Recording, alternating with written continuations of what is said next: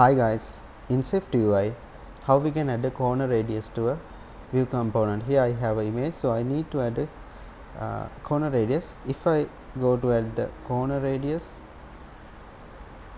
modifier, here it shows corner radius will be deprecated in a future version of iOS. Use clipShape or fill instead. So we can just use it for now, but the problem is it will be deprecated.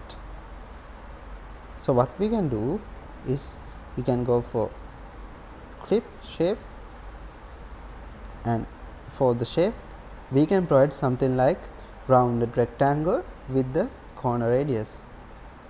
So here for the corner radius we can provide the value something like let's say 45. Here we got the corner radius, and if we change it to like 75, here it almost like a circle, and let's say something like 55.